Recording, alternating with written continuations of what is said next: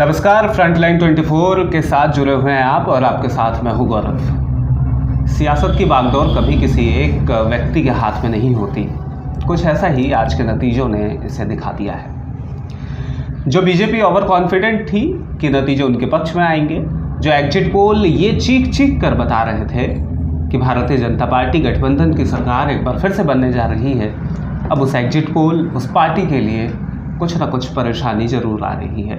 Exit poll झूठे साबित हो रहे हैं, पार्टियों को मशक्कत करनी पड़ रही है और इंडिया गठबंधन जो नई नवेली दुल्हन की तरह इस चुनाव में लड़ी, अब चुनाव के बाद सरकार बनाने के लिए गठजोड़ कर रही है, प्रयास कर रही है। अब ऐसे में इस चुनावी नतीजे के क्या है मायने, ये सब जानने के लिए हम पहुंचे हुए हैं एक्सपर्ट श्यामानंद मिश्रा के पास। जानते हैं इनसे। इनका परिचय ये है कि दैनिक जागरण में ब्यूरो चीफ रहे हैं और पत्रकारिता का 20 वर्षों से अधिक समय का तजुर्बा है। फिलहाल फ्रंटलाइन के संपादक हैं। तो जानते हैं कि इस चुनाव के नतीजे के क्या मायने हैं। सर, स्वागत भी है। स्वागत के साथ पहला सवाल यही है कि चुनाव के नतीजे के मायने क्या हैं? देखिए, चुनाव के नतीजे का मायने अगर पूछ रहे हैं जी, तो सबसे मेरा जो मानना है कि नरेंद्र मोदी का जो जलवा था, नरेंद्र मोदी के ऊपर जो लोग भरोसा कर रहे थे या उनकी जो साख थी, उस साख में बट्टा लगा है। भरोसा जो जितने लोग कर रहे थे जी, भरोसा में कमी आ गया है। और जो दावे किए जा रहे थे कि 400 पार, 370 पार, मैंने बहुत ज़्यादा, मतलब ये चुनाव पूर्व से किया जा रहा था और चुनाव के दौरान भी अलग अलग जगह से मैंने भाजपा के अलग अलग नेता अलग अलग स्थानों से इस तरह के दावे कर रहे थे। बिल्कुल, लोग समझ नहीं पा रहे थे। लेकिन एक राहुल गांधी एक ऐसा नेता है या इंडिया गठबंधन के कुछ और नेता ऐसे थे जो ओवर कॉन्फिडेंट में थे। उन्हें नहीं लगता था कि भाजपा अपने बलबूते 272 का आंकड़ा पार कर पाएगी जी। वही देखने को मिला। उन्होंने इस एग्जिट पोल को सरकारी एग्जिट पोल कहा था और सच साबित हो रहा है कि सरकारी एग्जिट पोल की तरह हर एजेंसी, हर चैनल 300 से अधिक, 350, 405, 370, 380 ये दिखा रहा था। जो आज जो रुझान आ रहा है या नतीजा बहुत जगह से आ चुका है, जो परिणाम देखने को मिल रहा है, वो सारा का सारा झूठा साबित हो गया है और सारा का सारा लग रहा है ये गलत तरीके से ये सर्वे किया गया होगा या दिखाया गया होगा। इससे देश के लोगों का एग्जिट पोल या न्यूज़ चैनल या एजेंसी पर से भी विश्वास और भरोसा उठा है। सिर्फ नरेंद्र मोदी से नहीं भरोसा नहीं उठा है, भाजपा से भरोसा कम नहीं हुआ है, बल्कि एग्जिट पोल करने वाले जो एजेंसी हैं या चैनल हैं उनसे भी भरोसा उठा है। बिल्कुल, उनकी एजेंसी से भरोसा उठा है लोगों का। और ये माना जा सकता है, जैसे कल जब हमारी और आपकी बात हो रही थी तो आपने ये कहा था कि शाइनिंग इंडिया की तरह ही कहीं ये एग्जिट पोल झूठा न साबित हो जाए। तो फिलहाल तो नतीजे वैसे ही दिख रहे हैं कि शाइनिंग इंडिया के तर्ज पर आप मान सकते हैं उन चीज़ों को कि 2004 की तरह कुछ ना कुछ पलटवार हुआ है। इंडिया गठबंधन जो इससे पहले तक अकेले चुनाव लड़ा करती थी, कांग्रेस के भी उम्मीदवार हुआ करते थे, आरजेडी के भी उम्मीदवार हुआ करते थे और पार्टियों के भी उम्मीदवार हुआ करते थे, लेकिन इस बार एकजुट होकर जिस तरीके से उन्होंने चुनाव लड़ा है, चुनाव लड़ने के बाद जैसे नतीजे आ रहे हैं, क्या माना जा सकता है कि कुछ प्रदेशों में जैसे इंडिया गठबंधन की आंतरिक लड़ाई हुई थी कि वहाँ पर वो सिर्फ और सिर्फ अपनी पार्टी के सहारे लड़ेंगे, अगर वहाँ भी संधि होती तो नतीजे इनके पक्ष में कुछ और आते? बिल्कुल, एकदम सही बोले हैं आप। जैसे पंजाब में आम आदमी पार्टी और क्या कहते हैं गठबंधन में रहते हुए अलग अलग लड़े, बंगाल में गठबंधन में रहते हुए टीएमसी, ममता बनर्जी और कांग्रेस, वाम दल अलग अलग चुनाव लड़े। तो ये सच है कि अगर साथ लड़ते तो बंगाल में भाजपा का खाता भी नहीं खुलता। ऐसी संभावना है कि बंगाल में खाता खुलना भी मुश्किल हो जाता। यही हाल पंजाब में भी होता जी। तो ये सब चीज़ हुआ है कई जगह। बिहार में इंडिया गठबंधन का जो नींव रखा गया, उसके सूत्रधार नीतीश कुमार थे। उन्होंने ही देश भर में घूम घूम कर सबको एकत्रित करके बहुत मेहनत उन्होंने किया था और एकजुट किए थे, लेकिन कुछ ऐसी परिस्थिति आई कि उन्होंने पाला बदल लिया और एनडीए गठबंधन के साथ वो चले आए। उसके सूत्रधार रहते हुए उन्होंने ही छोड़ दिया। नतीजा हुआ कि इंडिया गठबंधन कुछ माह तक शिथिल पड़ गई।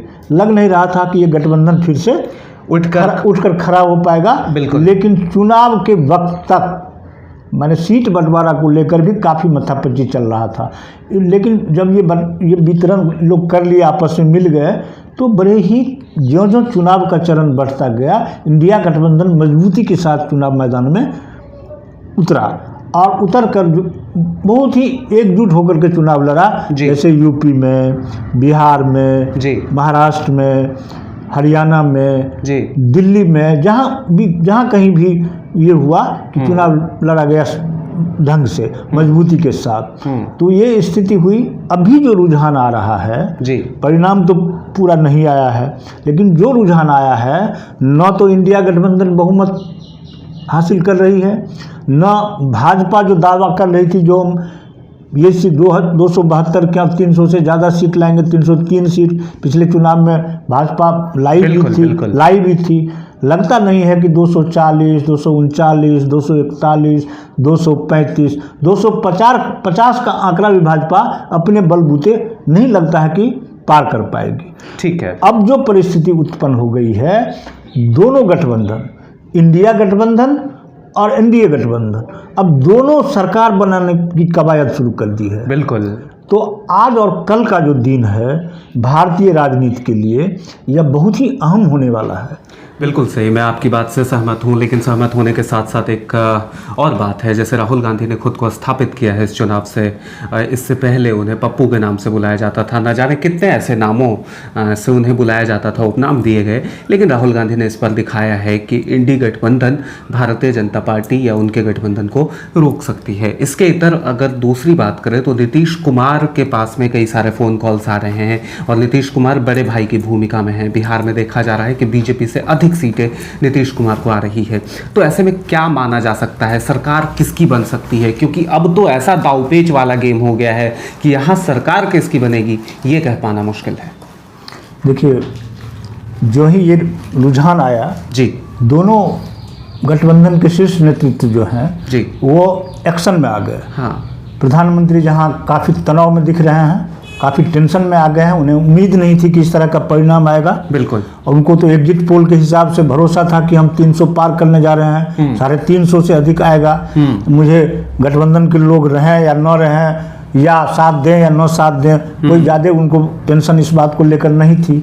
लेकिन जो रुझान आया है, पूरा परिणाम तो नहीं आया है, उससे वो काफ़ी तनाव में आ गए हैं। उनके चाणक्य जो हैं अमित शाह, वो काफ़ी एक्शन में आ गए हैं और देश के विभिन्न कोने में विभिन्न राज्यों के जो लोग हैं गठबंधन, इंडिया गठबंधन में लोग शामिल हैं, कुछ दल या इंडिपेंडेंट हैं, इस तरह से जो भी लोग हैं उन लोगों को फ़ोन कॉल आना शुरू हो गया है उनका। और इधर शरद पवार भी फ़ोन किए हैं नीतीश कुमार को और उन्होंने क्या कहते हैं उप प्रधानमंत्री का ऑफर दिया है नीतीश कुमार को कि आपने ही इंडिया गठबंधन का नींव रखा था, आप ही सूत्रधार थे, आप इसमें आइए और देश के शीर्ष जो पद है उप प्रधानमंत्री का, इस पद पर विराजमान हुई। इसी तरह चंद्रबाबू नायडू जो है आंध्र प्रदेश में, उनको भी काफ़ी अच्छा उन्होंने प्रदर्शन किया है। तो उनको भी दोनों तरफ से पूरा किया जा रहा है, बिल्कुल पुशअप किया जा रहा है, पुशअप किया जा रहा है कि आप इधर आ जाइए, आपको जो चाहिए बोलिए, जो सम्मान मिलना चाहिए आपको मिलेगा। दोनों तरफ से ऐसा हो रहा है। कुछ और दल हैं देश के अंदर जो अभी एनडीए गठबंधन में है या इंडिया गठबंधन में है, दोनों ओर से तोड़ने का तोड़ जोड़ का प्रयास आरंभ हो गया है। इसलिए आज और कल का जो दिन है वह भारतीय राजनीति के लिए या सरकार गठन जो होने वाली है उसके लिए बहुत ही अहम माना जा रहा है। बिल्कुल सही, मैं आपकी बात से सहमत भी हूँ और इसीलिए शायद पार्टियाँ अपने अपने प्रत्याशियों को, अपने अपने जीते उम्मीदवारों को दिल्ली बुला रही है और भारतीय जनता पार्टी की तरफ से तो ऐसा ऐलान किया जा चुका है कि आप दिल्ली पहुँचिए और इसके बाद फिर आगे की रूपरेखा तय की जाएगी। दूसरी और बात तो हो सकती है कि जैसे विधानसभा चुनाव में देखा गया है पिछले कुछ समय में कि जो जीते प्रत्याशी होते हैं उन्हें नज़रबंद किया जाता है ताकि आप दूसरी पार्टियों के झोली में ना जाकर बैठे।